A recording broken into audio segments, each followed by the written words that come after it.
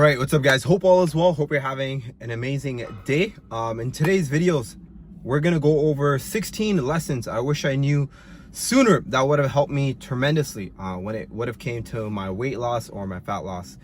For context, I lost 66 pounds in 6 months. I lost 50 pounds in another 6 months.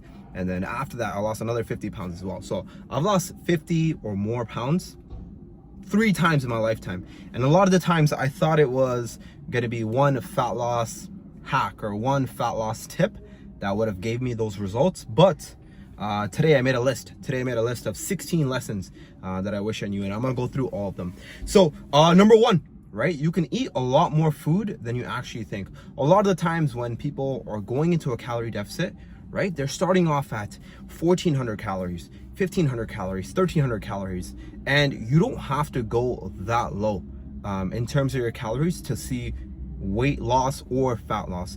Yes, it is going to be dependent on, you know, your height, your weight, your gender and everything.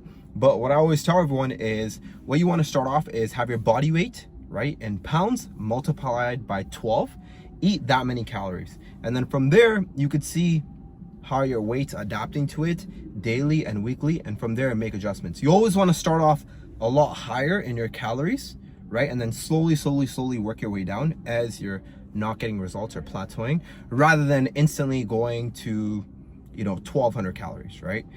So for sure, always start a lot higher and then slowly work your way down, right? Number 2 is eating healthy is not enough, right? When it comes to losing weight or losing body fat, you can't just eat healthy and expect results, right? To lose fat, to lose body fat, you have to be in a calorie deficit. You have to burn more calories than you're consuming on a day-to-day basis, right? So let's say there's 2 different examples. Let's say your calorie deficit is 2,000 calories, right?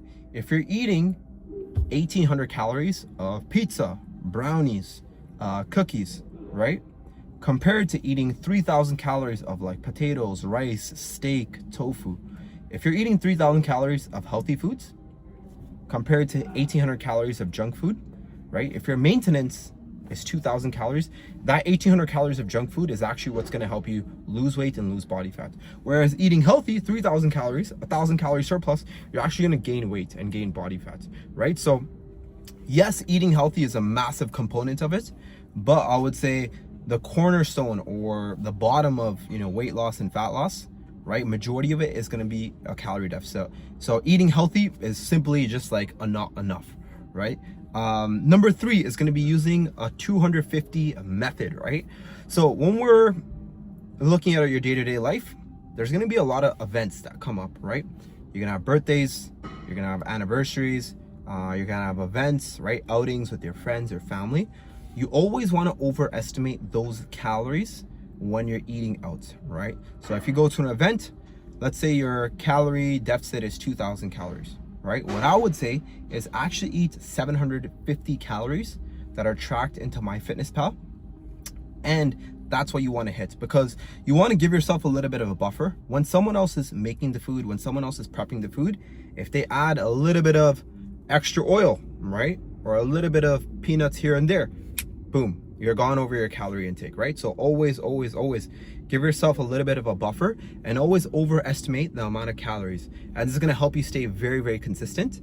And then also it'll help you like enjoy those events and be able to go out to those events. Because a lot of the times, if you go to that event, let's say you overeat by 100 calories, you might be like, oh, 100 calories is not that bad. But let's add another 250 calories to that. Now you overeat by 350, right? Which is quite a bit. So always overestimate for those calories. Number 4, cheat meals suck. Cheat meals genuinely suck. I think a lot of the times when we think about cheat meals, or, you know, we have this fixation of like Sunday's cheat meals or Sunday's cheat day. When you eat these cheat meals, after eating these cheat meals, I've personally felt that it was never worth it, right? In my story, and a lot of my clients and, you know, everyone around me, they'll say the same thing. A lot of the times, the thought of having a cheat meal is actually better than the cheat meal itself. Right after that, you just kind of feel, like nasty, and in the long run, it wasn't really worth it, right? What I would say is focus more so on an 85-15 approach. So 85% of the time you're on track, right? You're hitting your calories and macros. And 15% of the time, when you have these big life events come up, enjoy, right? Enjoy foods with friends and family. Also, one of the worst fucking things you can do is have a cheat meal by yourself, right? Having a meal by yourself just because you're supposed to have a cheat meal, right? I think one of the worst things is it's Friday, right? You get a box of pizza, you're just eating it by yourself and you're watching TV, right? Enjoy good food with good people for occasions. That's what I would save your cheat meals for. And you're gonna notice that it's actually more enjoyable, number one. And then also you're gonna feel like you're able to enjoy these outings, right? And not feel extremely restricted. With number 5, you wanna weigh yourself every single day, right? And when you do weigh yourself every single day, you wanna ignore the weight, right? So number 1, you wanna track your weight every single day, because throughout the week, your weight's gonna fluctuate, right? Some days it's gonna be a little bit higher, some days it's gonna be a little bit lower. And after 7 days, you wanna get the average of that. That way you have your average weigh in.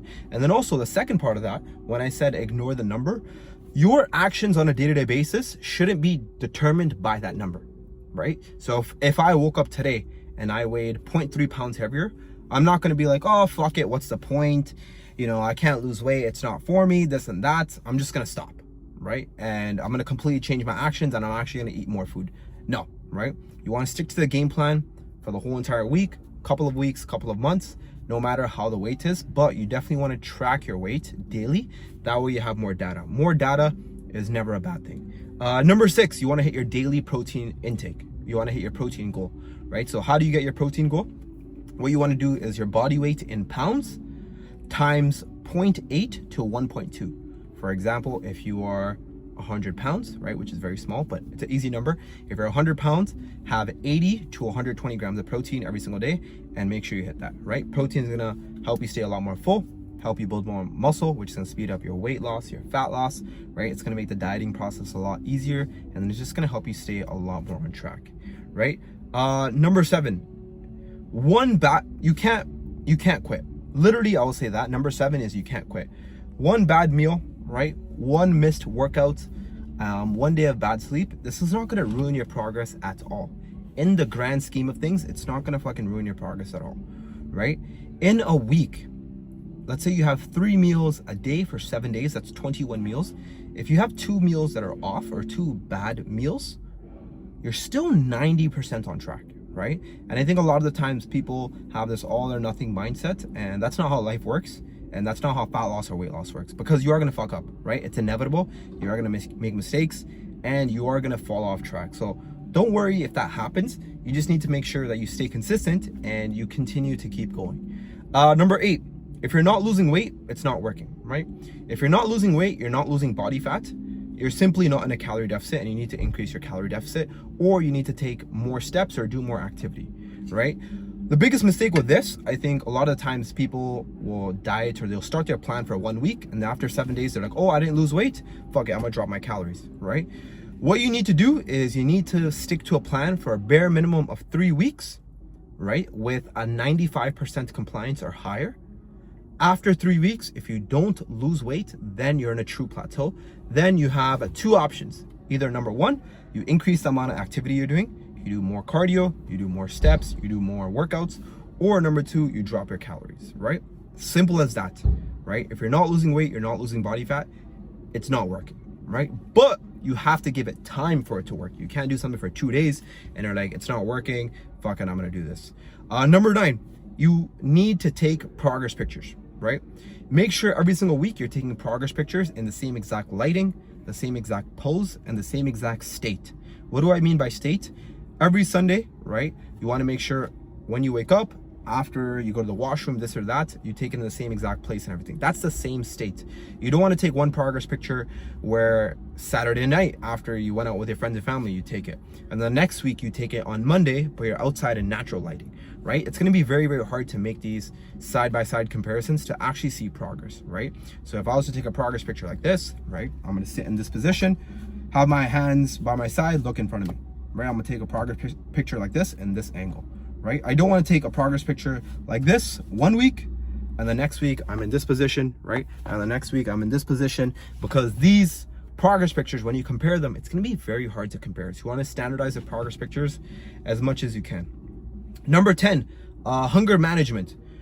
Losing weight and losing body fat, I would say 90% of it is just managing your hunger, right? If you're never hungry, you never had cravings, imagine how easy it would be for you to lose weight and lose body fat, right? So for a couple tips for this, you want to make sure you're having high volume foods, right? So have a lot of fruits, right? Have a lot of vegetables. These are very low calorie foods, and a lot of the times they fill you up quite a bit, right? The second thing, you want to have protein with each meal, right? Around 20 to 40 grams. Number 3, make sure your fiber intake is good. I would say have at least 10 to 15, right? Number 4, have water. Make sure you're having at least 2 to 3 liters of water, depending on your height, body weight, and also where you live. If you're living in, Norway, you don't need as much water compared to as you're living in Mexico, right? Because you're gonna sweat a lot more. So you want to make it specific to that. And then also make sure you have really good quality sleep. If you're not sleeping well, your appetite's going to be a lot higher, your cravings will be a lot higher, you're going to be more likely to fall off track. Number 11, move more, eat more, and you'll lose more weight. You might be wondering, how is that the case, right? A lot of the times people will have very, very low calories, right? 1,200 calories, 1,300 calories, 1,400 calories, and they'll barely have any movement throughout their day. They're taking 2,000 steps, and it's very hard for them to stay on track, right? So for me, what I always do, I always have the food as high as possible, and I always have my steps as high as possible, right? So a lot of my guys and girls, when they lose weight, right, their steps are around 8 to 12,000, but they're eating so much more food than they've ever had, and they're losing 1 to 3 pounds a week, right? So the goal is keep the calories as high as possible, right? Because that's what's going to make it actually sustainable, and then just move around more, right? Move around more, get more steps in throughout the day, right? Get a walking pad, go for a 5-minute walk, 10-minute walk after every single meal, and you're gonna see a lot more results, right? Because more activity is a lot easier than starving yourself and trying to be in that starvation mode for 8 hours a day, right? Number 12, add flavor without calories, right? There's so many low calorie condiments out there that taste good. In 2026, you should not be eating bland meals, right? You could have so many sauces that are 5 calories, 10 calories that will make the meal 20 to 30 times better, right? These 5 to 10 calories, it's not gonna do anything. It's not gonna make or break your results. It's like 2.5 jumping jacks, right? So just add these sauces. You could have coffee that's like 10, 15 calories. It's not gonna make or break anything, right? Have 0-calorie sodas, right? There's so many options, especially if you live in the States. I live here in Canada, but like Diet Coke, right? Coke Zero, Diet Root Beer, Diet 7-Up, right? Fresca is another one, right? There's flavored like sparkling water. All this stuff, definitely make sure they're having all this, right? Because it's gonna help a lot, and you could add a lot of flavor. Number 13, fat loss is not just weight loss, right? So if the scale is not moving, that doesn't necessarily mean you're not seeing progress, right? That's why it's so important to, take measurements, right? Take progress pictures and see how you're feeling on a day-to-day basis and measure your gym performance. It's very important to keep track of your gym performance on a logbook or a training app or anything, right? Because a lot of the times your weight can stay the same, right? But that week you'll lose 1/2 inch off your waist, 1/4 inch off your waist. I have so many clients week after week. Today's Monday, it's check-in day. A lot of my clients, their weight was exactly the same, where they lost 0.2, 0.3, but they lost 1/4 inch or 1/2 inch off their waist, right? So that means a lot of the times weight loss is happening, but you just have to see it through. You just have to let it go for another week and a half, and you'll lose that 2 pounds. You'll lose that 3 pounds, right? So you have to be very, very patient.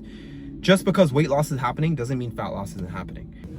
Okay, so I was actually sitting in the car and the phone started to overheat. So we're gonna finish off these last 2 points here. So number 14, you can't have any 0 days, right? So even if you're not 100% on point with your day, right, you still have to make sure you can do whatever you can, right? A 50% day is better than a 0% day. An 80% day is better than a 0% day. And then also at the end of this fat loss or weight loss, when you look at the grand scheme of things, all of the days that it took you to lose this weight, to lose this body fat, aren't going to be 100% days, right? So expect days where life's going to happen, things are going to come up, you'll probably be late from work, or you'll have to skip a workout because some family situation or things happen, or honestly, you might just have some bad days, right? You have to do something. Hit your protein, go for a walk, right? Get a workout in, do half the workout if it needs to be done, right? Just do something. Just make sure you don't have any 0 days where you're just kind of like, fuck it, I'm not gonna follow anything. I'm just gonna take the